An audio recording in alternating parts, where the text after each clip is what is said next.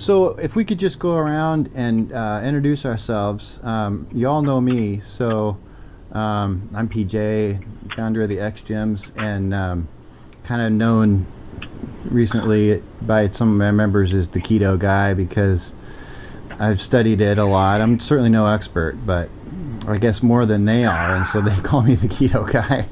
And then, so Carrie, why don't we go with you next? Okay. I'm Carrie, and my husband and I own a CrossFit gym since 2008. Super fun. I do mostly kids coaching, and recently just kind of a little, I would call it nutrition guidance, that I've been doing. And for myself personally, I've been type 1 diabetic since shortly after high school.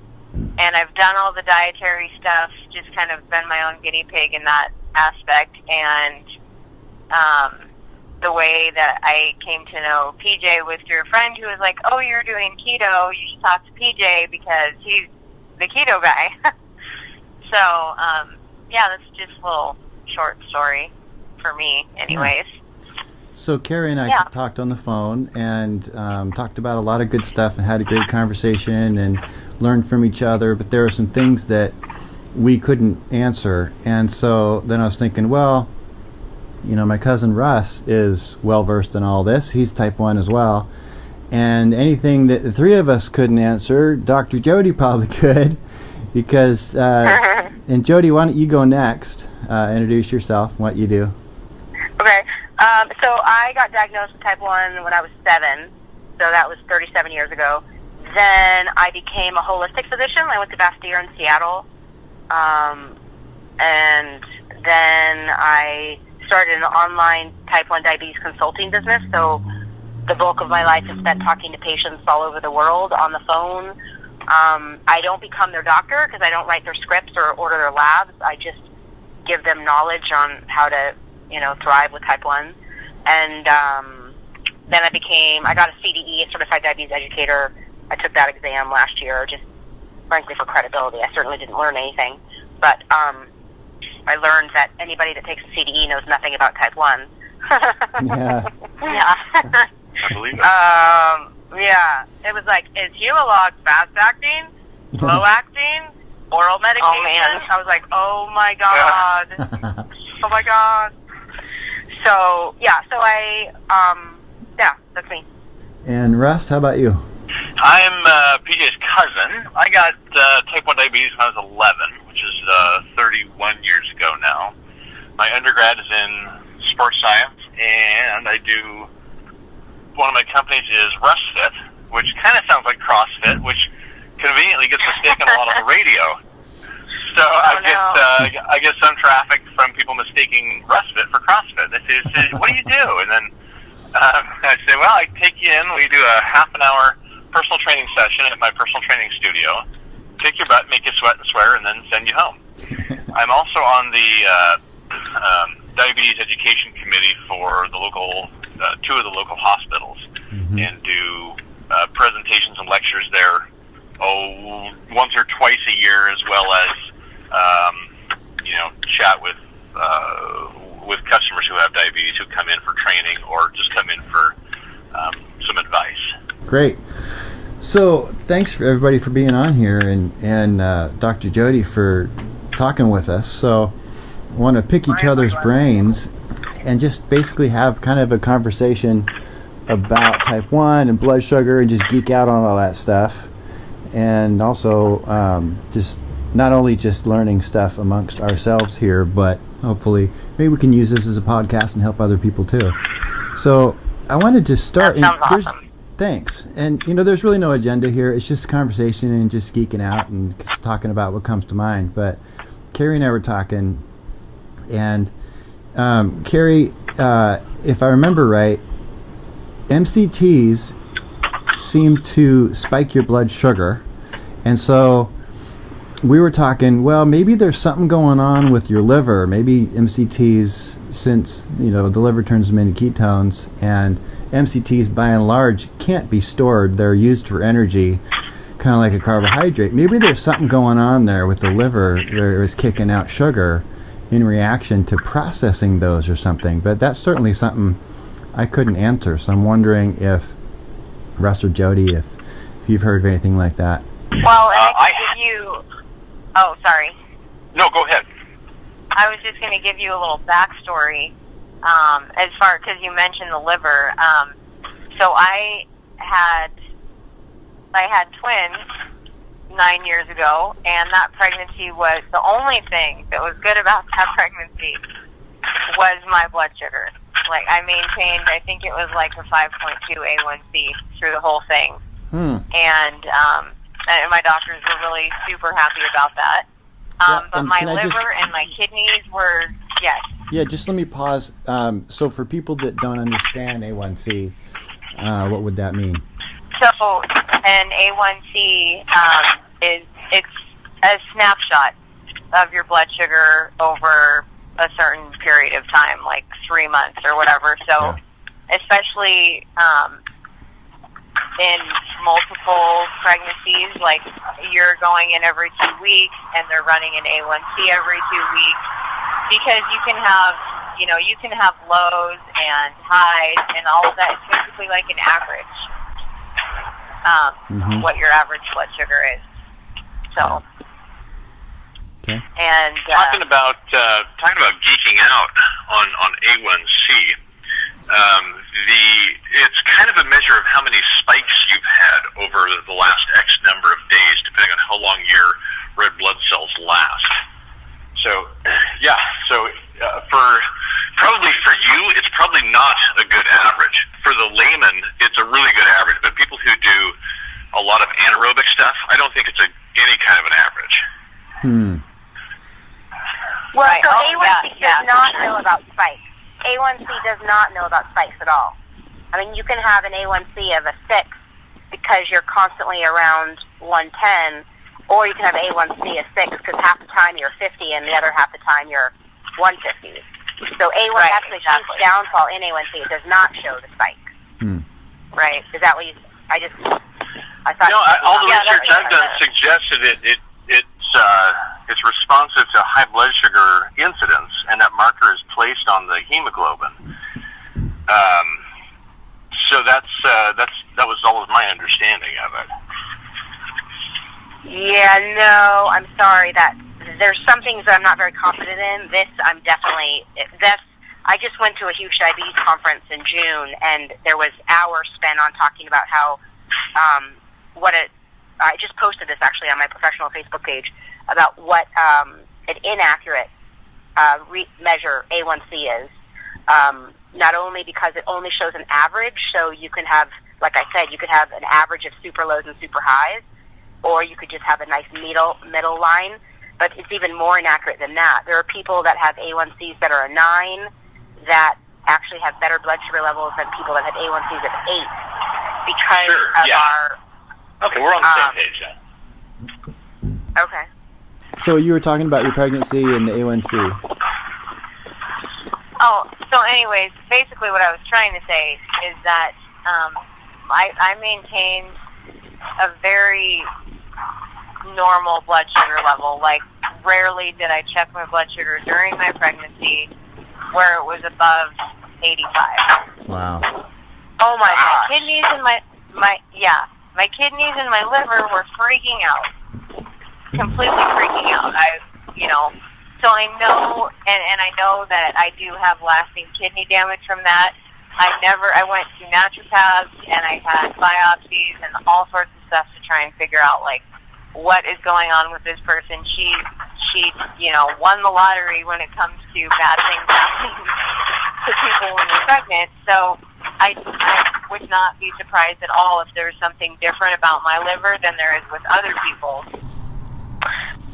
So what I noticed for me was, I did what I normally do if I see my blood sugar go up and I can't explain it. I'm like, okay, what are the things that could be causing it? So I was doing, my coffee with my MCT oil, and I was noticing that my blood sugar was spiking, and I thought, okay, maybe it's the caffeine.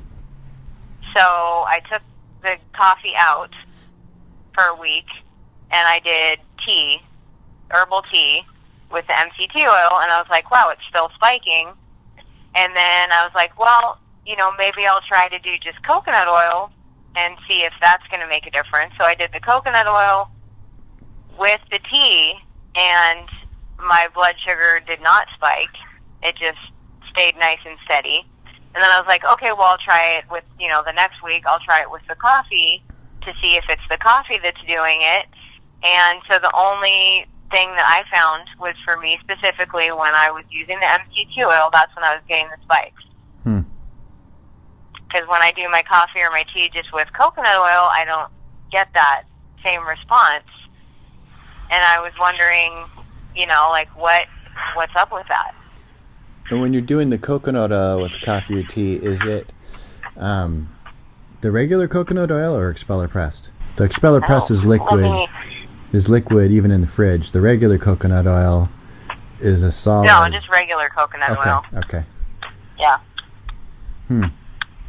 Yeah, not liquid or fractionated or any, whatever. Just out of the jar in solid form into my coffee. Okay. It'd be interesting to see or whatever. To see if the same thing happened with expeller pressed, the liquid coconut oil, because that's over 90% MCTs, where the regular coconut oil is about 2/3 MCTs. But, okay. But you're talking about the pure MCTs, so like the 8 or I was 10. Specifically C8, brain octane brand. Yeah. Interesting. MCT oil. Interesting. Yeah. So I thought so. I was like, this is weird. Yeah, it is. So Dr. Jody, you think that's something that has to do with the liver reacting to it? I actually have not studied a lot about MCT and how it functions in the body. Mm-hmm. So my first initial reaction was high fat can actually, we digest fat. It goes into our stomach. The free fatty acids go into our bloodstream.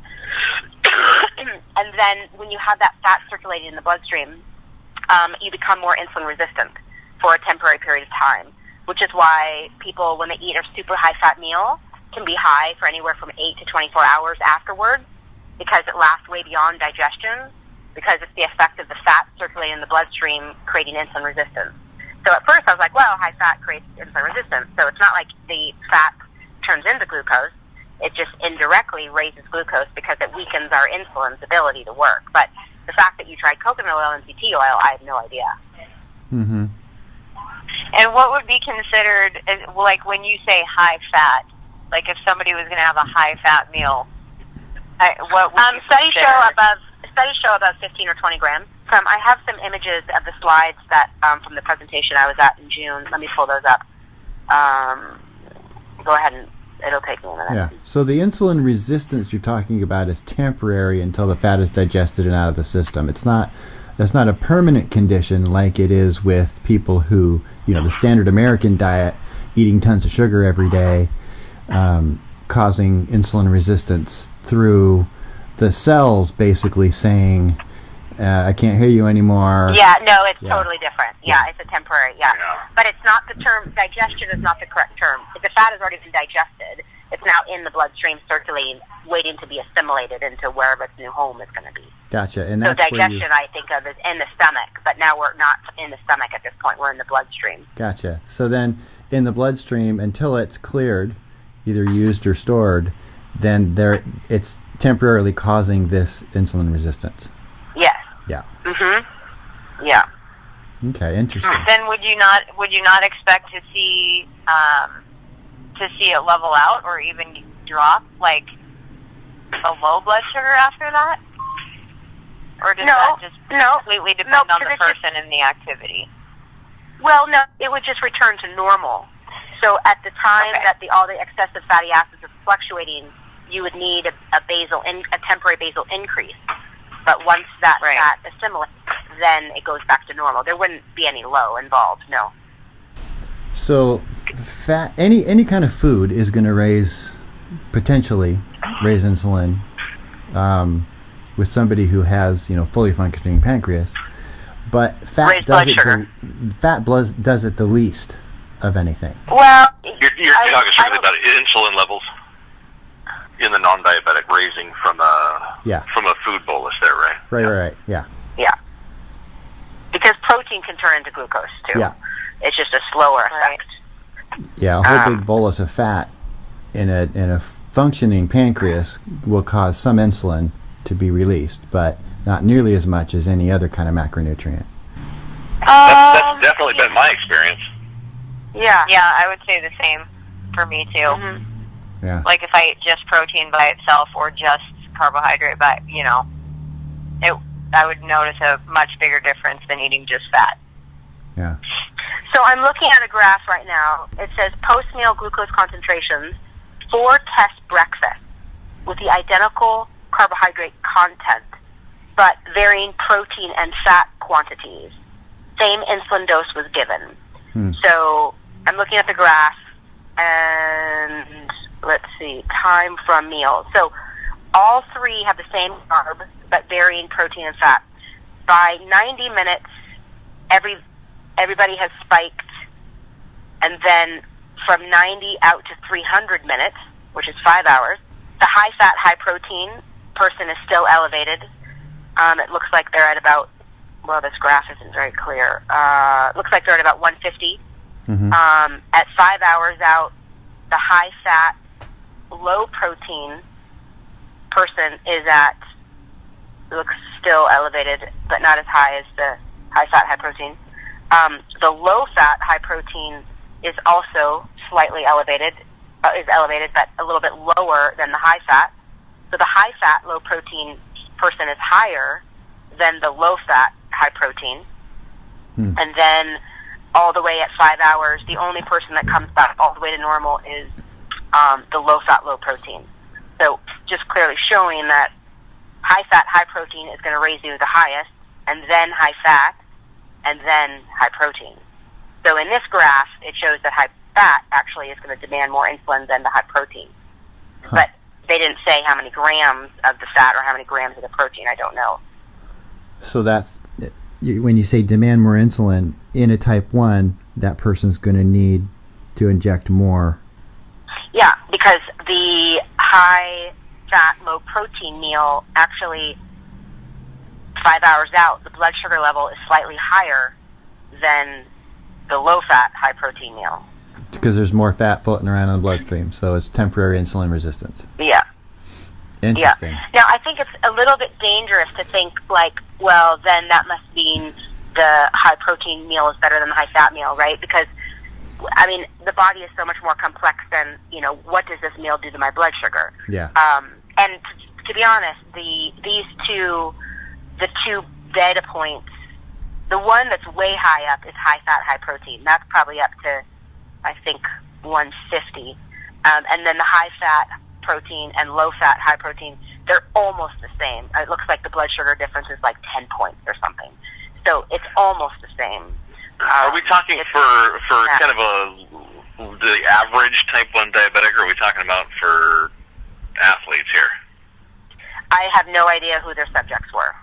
So that was what I was going to lead up to, is like, there's so many other variables that go into what's healthy, as opposed to, this graph is showing that the high-fat meal, brought the person 10 points higher than the high-protein meal. But, there's so many other variables. I don't think that we can just, look at, there's everything. What are they eating? What kinds of protein? How's their liver work? All that stuff. So I can't imagine, a healthier but also more proteiny, fatty meal than filet mignon and some asparagus spears. And if I eat that on a day when I'm well hydrated, I don't need any insulin at all if it's at the end of the day to cover a meal like that. that's really surprising. With all that protein, I'm really surprised. Yeah, me too. Because I know that would shoot me up a little bit. It's highly dependent on a couple things. One is what my current body fat is, and what my hydration level is. And if I've been if I've had perfect opportunities to do the workouts that I like to do for, let's say, 7 days in a row, then I could do that 2 or 3 days in a row and need maybe 2 to 4 units of Humalog to 0 units of Humalog. And also keep in mind, Russ, is what do you weigh? 20? I'm 198 now. Oh, gosh. And so your body fat's probably Yeah. 10%? Yeah, it's probably right around there. It's definitely between 9 and 11. Yeah, so, and your Yeah, how a tall? good honest 9 and 11. And your how 6'1". tall? 6'1". So Russ is, Yeah. in other words, Russ is buffed. And so that Yeah, has, sounds like it. that has a lot to do with what he's saying, I would think, as well. That's one of the things that I preach at, when I lecture, because I look out at this sea of fat, chubby faces who have no idea what diabetes even is, let alone why they're taking the medication that they've been prescribed. And I say, why on earth are you not exercising every single day at a highly vigorous rate? Right. And it's just pathetic, people's response to that. Because if you don't, you're not going to be moving your GLUT4 in the cell, and you're not going to have good blood sugars at all, and you're going to get insulin resistance in 15 or 20 years, and you're going to die 15 or 10 or 15 after that. Yeah. Dr. Jody, I'm sure you prescribe a lot of exercise to a lot of people. Yeah, I have the basic of my of when I work with people. We always cover the 4 pillars of health. I say yes, I'll help you through your diabetes, but the most important thing is the foundation for your life, and that's the 4 pillars of health. So there's sleep, exercise, nutrition, and emotional health. Yeah. So stress, emotional health. When people are stressed, how much does that affect their, especially type 1, how much does that affect their needs for insulin? It's dramatic because it immediately causes a cortisol release, which then tells the liver to put glucose into the bloodstream. So Yeah. you can get immediate feedback. I can see myself when I'm stressed. Right before a presentation, I can see my sugar level go up 50 points within 20 minutes. Oh, dang. That's huge. Yeah. That's super important. So that's why one of your pillars is stress reduction. Well, that's, I think, one of the big things that when I do my presentations that people feel good about, because, they're under such stress from their doctor to keep a perfect A1C, always keep your blood sugar below 120, or whatever number that they've got in their mind. And, I say, but they don't realize that, you could slam on the brakes after just about hitting a dog and you're going to have a spike, 30 seconds later. Mm-hmm. And how exercise and muscle quality can help mitigate that because of the blood sugar uptake. You take somebody like Russ, and his body's going to handle blood sugar a lot better than somebody who is completely inactive, overweight, and very low muscle mass. Well, the amount of muscle mass you're carrying around is definitely going to bode well for how economically you use that insulin. And it just points out how different everybody is in their physiology. There's that, plus there's also genetics. And so, Dr. Jody, I'm sure you see a whole gamut of people, and just very individualized, because just because everybody that you're talking to is type 1 really doesn't mean anything. There's certainly some commonalities between everybody, but it's got to be a huge range, and that's why a counseling business like yours can be so valuable. Well, genetics are huge, absolutely, because Gary Shiner, he's a big speaker in the type 1 diabetes world and author. I've heard him quote that only 40% of our blood sugars, of our average blood sugar level, is actually correlates with the chance of complications. Over 30% is diet and lifestyle, and then he also puts genetics, I think at least 10 or 20. And there's definitely people that have had great care, and they've had tons of laser surgery on their eyes, and there's people that have had horrible care and have had no laser surgery on their eyes. So blood sugar is important. I think dietary and lifestyle is everything. There's nobody that can not exercise and be fit. There's nobody that can not eat healthy food and be healthy. Those things are not debatable. But even blood sugar level is debatable. But also there's other variables, like the younger you get diabetes, the more at risk you are for complications.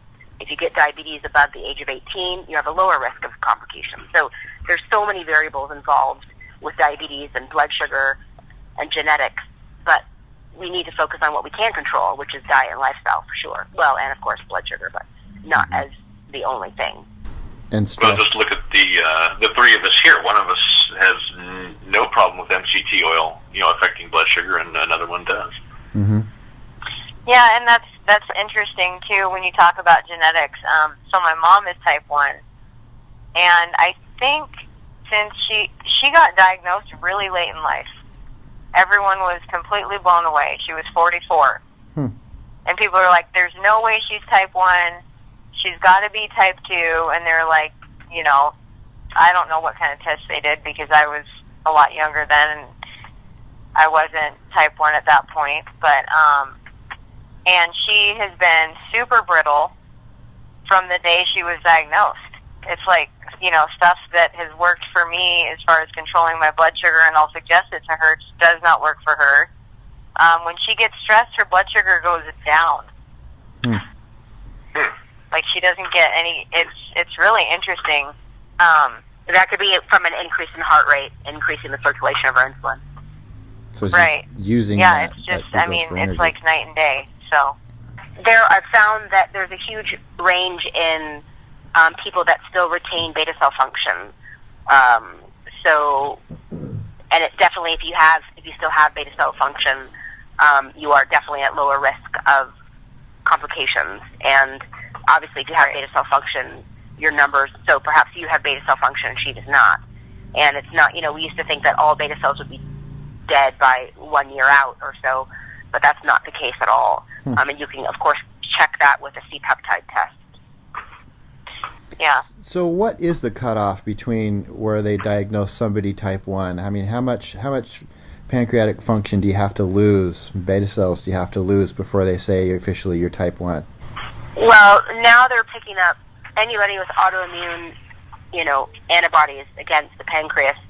Over 50% of people with autoimmune type diabetes are now actually adults. So this whole new LADA, latent autoimmune diabetes adulthood, is I mean, half my patients are LADA. Half my patients are 40-year-olds and 50-year-olds who were diagnosed a year ago. Wow. And so they have autoimmune destruction against their beta cells, but it's incredibly slow in most of them. And if they're hardcore, low-carb, muscle mass, a couple supplements I recommend, they can actually stay off insulin and then do gut healing to hopefully reverse the autoimmune dysfunction. There's a lot of LADAs that can be diet and lifestyle controlled. But if your the classic type 1 is diagnosed, at least 80% of the beta cells have been killed and the blood sugar level's through the roof. Gotcha. I mean, they don't just sit there and watch the blood sugar level and wait until they can diagnose you with type 1. I mean, there's no you're either in the hospital because you're going to you can't function. There's no there's no spectrum, if you will, like with type 2. Type 2 is, it definitely slowly builds and builds and builds, and then you're pre-diabetic, and then there's this. But type 1, there's no spectrum. You either get diagnosed because you're in the hospital, or you don't know because it hasn't hit you yet. Yeah. Does someone who is type 2, usually lifestyle induced, let's just say Joe Schmo, he's lifestyle induced type 2, and he refuses to do anything about it because he loves his cake every day. And so it gets worse and worse and worse until, does it eventually turn into type 1 because the pancreas just gives up? Well, he's never officially type 1 because type 1 there has to be antibodies attacking the pancreas. Gotcha. But yes, they can become fully insulin dependent with no beta cell function. But he's still type 2. But because they're so insulin resistant, I'm on, like 20 units of insulin a day. Average adult type 1 is definitely below 50 units, ideally around 30. Mm-hmm. But because they're so insulin resistant, if they get totally beta cell killed out, they'll be on 100 or 200 units a day. Yeah. For type 1? For a type 2 that's killed their beta cells. Yeah. Yeah, because they have no insulin function and they're massively insulin resistant. Gotcha. Did you say you take, is that 20 units of Humalog via pump, or is that your Lantus dose, or how do you do it? I I actually worked for a pump company for 5 years and decided I didn't want to be on a pump, so I'm on shots. I take 8 units of Levemir in the morning and then Humalog throughout the day. So I'm 20 is total, is fast and slow acting total. Okay. And then Russ, we were talking about isomaltooligosaccharides a while ago, and how certain bars with that claiming to be like the what was that brand? They were using corn as the base for the oligosaccharides. Yeah, soluble corn fiber is one of the secret words they use. Yeah, and that was spiking that was causing you. Yeah, because essentially it's just corn syrup. Right. Yeah, corn. The FDA allows them to call it one thing when it's not. How there are some oligosaccharides that are derived from other things that don't particularly increase blood sugar. Is that right? Like cassava, for instance, where it might be a resistant starch? Yeah. There's definitely some that produce a much lower response. But I don't think I've found one yet that has nearly zero the way erythritol would. Right. Dr. Jody, are you aware of any sweeteners besides erythritol and maybe monk fruit, maybe stevia? Those three, those would probably be the king three, the best three for preventing blood sugar spikes. But anything else? Nope. I actually just posted on that yesterday too. Yeah. I said I only recommend, or I guess that was probably a couple days ago. Yeah, that's it. Those three. I'm a huge stevia fan. Yeah. I love stevia. Now, what do you think about resistant starch? Because that's all the rage lately, like cassava flour, plantain chips, things like that are supposed to not raise blood sugar. If you're asking me, no, I have not looked into that. Yeah, because it's just a recent thing. I think that's highly individual also. Yeah. Because That's what I was whether something is listed as a complex carbohydrate or a simple carbohydrate, it hits my blood sugar, within 5 seconds of each other. So if it's supposed to be, hitting your blood sugar at a much slower pace, well, okay, 10 seconds is twice as long as 5 seconds, but it's not that much longer. That's a good point. Yeah. Yeah, I'm with you there too, Russ. Yeah, frustrating. For me. And the frustrating thing is you can't buy anything sugar-free anymore. They used to make sugar-free Jell-O, sugar-free pudding. It had aspartame, but at least it didn't affect your blood sugar. Now everything has the isomaltooligosaccharides, polydextrose, and Maltodextrin. and maltodextrin. You can't buy something that's sugar-free, even though it says sugar-free on it. Yeah. All the more reason to buy Whole Foods with no packaging. I agree. 100%. Make it yourself. Make it yourself. Yeah, gosh, I was even looking I'm giving a TED Talk in a month on, it's called How Abundance is Killing Us. And it's like, we think processed foods are like normal. Like, no, they're not normal. And we should not be having 80% of our groceries be processed foods. Wow. That's cool. Where's the TED Talk, and when will we be able to see it? In Sun Valley, Idaho. It's on September 23rd, and I'll be posting the link to the recording of it within, I don't know how soon we'll get it, but afterwards I'll be posting it everywhere, I'm sure. Oh, that's fantastic. And what's the title again? I'm really excited. How Abundance is Killing Us. Yeah. So I'm guessing it'll be about how, the packaged food is so easy and available, and how you can throw a rock and hit a restaurant and then throw another rock from that restaurant and hit another restaurant. It's just too much abundance and availability. It's just like the abundance of processed foods is really where they're so abundant that people think they're normal, because they're everywhere and everybody's eating them. They fall into the trap of, well, everybody else is doing it. It's got to be okay to do this. Mm-hmm. Yeah, I actually posted my disapproval of an event for children with type 1. They were having a pancake breakfast, and I just was like, this is not okay. This is a JDRF event, and the daggers that came out in people's words, telling me how uneducated and judgmental I was, and how dare you? You know, you're just like all the other doctors. You know, we hate doctors. They're so judgmental. My kid can eat anything. You know, they're diabetic. They can just take more insulin. I mean, it was like people unfriended me. I mean, the thread was like hundreds long. It was just ridiculous. But everybody was like, it was nuts. Wow. But, you know, that's the way that type 1s are taught now. Don't change your diet. Yeah. Live a normal lifestyle, That's right. what they call normal, and just jack up your insulin. And I have exactly friends right.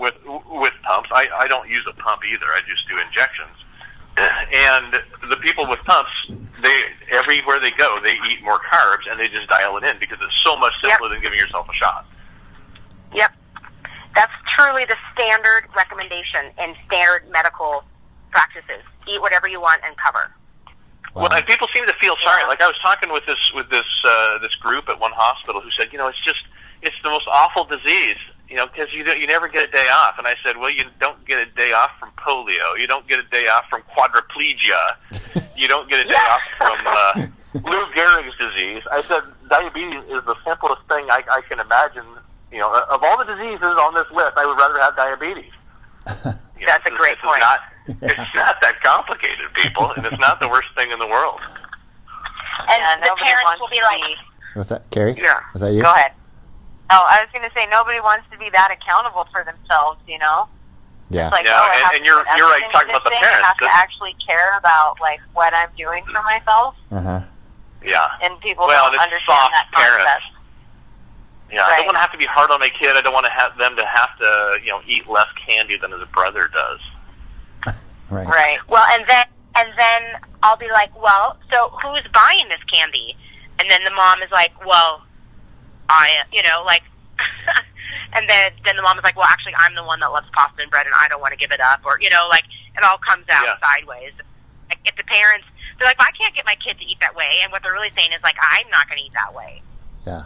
Well, I think that's probably one of the benefits that the three of us have when we do presentations, and I know that both hospitals love it about me, is that I can say, well, that's nonsense. This is, you know, you're an idiot for doing that, because they can't come back and say, you don't know what it's like, because they do know what it's like. Exactly. Right. So exactly. Yep. So the bottom line is, why somebody listening to this thinks maybe they're type 1 and they're like, well, why is it a problem that I eat candy all day and just shoot more insulin? Why is more insulin a problem? Or why should I be motivated to eat whole foods over candy and more insulin? Well, I'll answer that right away. Well, first of all, nobody wonders if they're maybe type 1. I think you meant to say maybe type 2. Or, I mean, you have type 1 or not, right? So, but yeah, either one who's on insulin. Insulin is not a precise tool whatsoever. I mean, it is not a precise tool. I mean, I can eat a salad with avocado and walnuts and cheese, and, you know, that can move me 50 points. I had a piece of halibut the other night just to see how much it would raise me without insulin.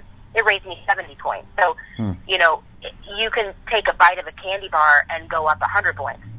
So then, meanwhile, you have your insulin that, number one, you have to figure out how much you need, which is a totally inexact science. And number two, the timing of it. So, you know, Dr. Bernstein, who's, you know, he's had diabetes for 75 years. He's 88 years old. He's a stickler when it comes to low carb, almost to a fault. I think his diet is incredibly restricted. He eats the exact same thing every single day: 12 pistachios, 1 ounce of salmon, 1 ounce of cheese, 1 ounce of lettuce. But the point is, you know, every complication he had back in the 80s and 90s has basically been reversed, and he's 88 and he's vibrant. He's had diabetes for 76 years. Wow. He's the author of The Diabetes Solution, which is one of the biggest books on diabetes. But he's the only major diabetes person in the masses that you know, that supports low carb, and he's a total outcast, of course. Yeah. People think he's crazy. Wow. But he calls it what's called the law of small numbers, and getting the right dose of insulin to keep your blood sugar level between 80 and 110 is, I mean, you might have better luck winning the lottery sometimes. Mm-hmm. So the law of small numbers is eat low carb, and you have a less chance of going high.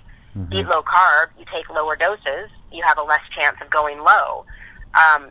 insulin is not a precise tool. Just because you eat 100 grams of carb doesn't mean your sugar, and you can take the right amount of insulin, whatever that would be, who knows. The timing is so hard. If the insulin works first, you go low, and then the food digests and you go high. Or if the food digests first, you go high, and then you go low. It just creates an exhausting, damaging roller coaster. Yeah. So it's not, people think, oh, you just eat and do your shot and all is good. No, there's so much more involved. It's so dependent on what your activity level has been for the previous 3 to 4 days, what your hydration level is, what you're going to do. Whether or not, in my case, if you did a heavy shoulder exercise day, you better not do your shot in the shoulder. You better do it in the leg. If you do a long squat, don't do it in the leg. You better do it in the glute, or you better do it in the abs, somewhere else. Wow. I have a handout on the many variables that affect blood sugar level, and it's 6 pages long. Yeah, it's phenomenal. Eventually you kind of develop this algorithm that kind of runs behind the scene in your brain. You're like, I better just take a little bit less today. Right. Yeah, so the whole, eat whatever you want and cover, it's just, it's a mess. It's a mess. It's constant highs and lows. Okay, and plus the fact that taking synthetic insulin can't be healthy, can't be good for you. So the people that are shooting up a lot because they're eating a lot of sugars can't be good for the body. Well, for one thing, as soon as it's finished packing your muscles with glucose, you're going to ship it to the fat cells. Yeah. Which is another thing. And more insulin will only help that. Right. So it increases fat storage. Yeah. Yeah, insulin... Go ahead. Oh, sorry, go ahead. I was going to say, going back to Dr. Bernstein, he also mentions, too, about, when you guys talk about taking, a large bolus of insulin, anything more than, what he noticed with him was anything more than 8 units of whatever kind of insulin, it wasn't all being used. Right. So he would tell people that are taking these huge doses, you need to break this up, and you need to inject it into different places or whatever. So, I think the simplest way he said it was big inputs make big mistakes. Yeah, exactly. Well said. So, and vice versa. Small inputs, smaller mistakes. You can correct that. Mm-hmm. So, That's a great point. Pretty lousy absorption through the quads a lot of times. So that's kind of my last go-to site. Yeah. I noticed that too. I actually do most of my shots IM because they work so much faster and they're out of my system so much faster. So I do most all my shots in my deltoid. Interesting. I do the same thing. I recently, probably 3 years ago. Really talked to anybody about it, so.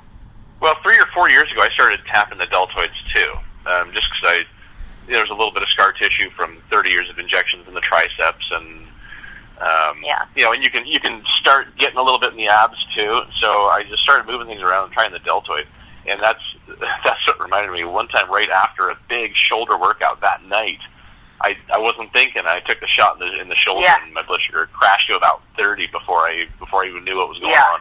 Wow. I love that saying, small inputs, small mistakes. There's a reason right there for eating right and not having to depend on lots of insulin. Yeah. And I think bottom line, too, is you're trying to do a job that your body is supposed to be. You are trying to be that precise, and you just can't. You can't do it. Your body was meant to function in a certain way, and as soon as you try and take that over, it's you better try, you cannot measure twice, cut once, basically. Yeah. Well, I'd love to wrap this up because I told you all an hour, and this is great. Carrie, do you have any other things that we were talking about, or any other questions that you had that made you want to call me initially about keto or anything else? Oh, I think, I think one of the main questions just had to do with different types of exercise and, overtraining, undertraining. I know for me, if I'm going to, hit a CrossFit workout and do Fran, my blood sugar is going way up. And it'll stay up all day long. So, but, that's in the, depending on who you are, 4 to 6 minute range. versus like, you know, longer powerlifting type workouts where you're doing sets and reps and stuff like that. Then I'm totally cool to, you know, talk about that another time or whatever. I'd like to do that too, because I wrote on my blog recently about there's aerobic exercise, anaerobic exercise, and then there's super high intensity anaerobic, and how detrimental to your immediate blood sugar high intensity anaerobic is. But how great for you overall it is. You know, so it's completely worth it, but you're going to suffer some high blood sugar in the meantime. Yeah. Interesting. So, Russ, we had this conversation a few years ago. If the zombie apocalypse happened tomorrow, and they broke into your house and stole all your insulin, and there was no more to buy, what would be your strategy? My strategy would be to get my hands on all the beef, fish, and eggs I could, and all of the fresh water I could possibly drink, and try to avoid high-intensity anaerobic, get down in the lower levels anaerobic, and stay in the cardio zone, which I absolutely hate. And stick with, you know, the fatty meats and as much water as I can possibly drink, and just kind of live in that zone. And Dr. Jody, what would you do? Well, to be honest, I mean, if the insulin's gone, I'd be dead pretty soon, so I don't really care. Go have some Krispy Kremes. I mean, I wouldn't really worry about my blood sugar level. I mean, if I live for 1 month versus 2 months, I don't think at that point it really matters. Yeah. I mean, sorry to be the Debbie Downer on that one, but like if there's no insulin, I mean, come on, we're not gonna make it 6 months. I'd be shocked. Yeah. I mean, maybe, but I don't think so. Carrie, what would be your plan? I would be super thankful. I'd be like, hey, you guys didn't find my hoard of test strips. Yay. Because if I know what my blood sugar is, I know what to do to get it down. I'd probably throw on my pack of, like, you know, apocalypse gear and just start walking up a hill. And again, plenty of water. Yeah. And, you know, plenty of water and be able to just walk up a hill to control my blood sugar, because that works every time for me. Yeah. That's one of my favorite things to tell people. Like, I had this one patient come and tell me that their doctor gave them a chart of how long it'll take for their blood sugar level to come down. If they're like 200, it'll take this long. If it's 250, I'm like, no. I'm like, just go walk. Yeah. Just go walk. Drink some water and walk around the block. Yeah. I'm like, it'll work a lot faster. Like, I have a mini trampoline in my living room and a yoga ball, and I'm on the second floor. I'm like, just go run stairs. You know. Yeah. Well, so like, that's my goal. I never thought of that before. When the zombies come, you gotta find other ways to stimulate the release of glucose transport molecule 4, and you know, without tapping the liver too hard. So that's an end of the world survival strategy. So now, so we talk about blood sugar going too high, but then you'd also want to have something with you all the time to if the blood sugar goes too low. And what would that be? Not in an apocalyptic scenario where you don't have any insulin. You're not going to have low blood sugar. Okay. So as long as you're mitigating the type of exercise, things like that, you don't have to worry about the low. No, the only reason why we go low... If you don't have insulin. Yeah, the only reason why a type 1 goes low is they gave themselves too much injected insulin. The only reason. Gotcha. If you do not have injected insulin in you, you cannot go low. Okay. Yeah. And that's what brings us back to... And I love inspiring people to understand that. Yes, and that's what brings us back to large input, large mistakes, because somebody eats a bunch of Krispy Kremes and then they shoot up too much insulin and then they go low and then they have to eat more Krispy Kreme. Yeah, exactly. Right. It's the never-ending circle. Yeah. Yeah. And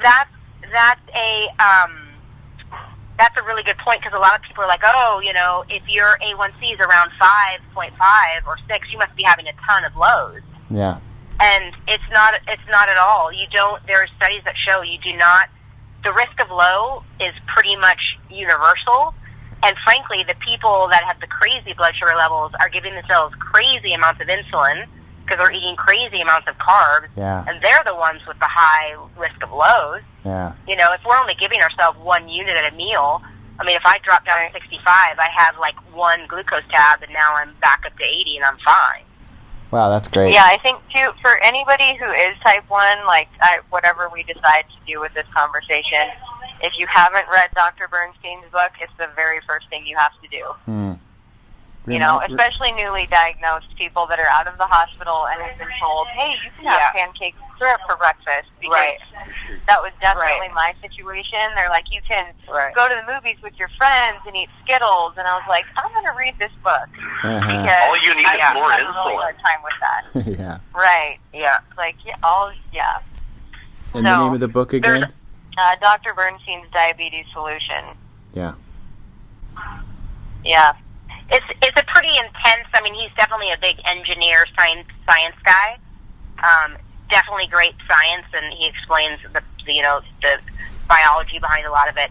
Another great book that's just like a really fun and easy motivational read that just came out is called Bright Spots and Landmines, and it's actually written by like this 25-year-old type 1 blogger from San Diego, really spunky guy. Really quick, easy read. He separates the book into 4 pillars, just exactly the same as mine: food, exercise, sleep, and emotional health. And he just kind of points out, hey, these are the points that work really well in this area, and these are the points, these are my landmines, this is what I go back. And he has a whole part about, like, the worst advice I was ever given was eat whatever you want and dose for. And I was like, oh, I'm so glad the new generation is already, you know, he's reaching the new generation with, like, that advice sucks. He, like, straight out says the worst diabetes advice I've ever been given. Wow. I'm going to get that. Yeah, I met him at that conference, and he gives away the PDF for free, so you can just download it. Oh, cool. Oh, nice.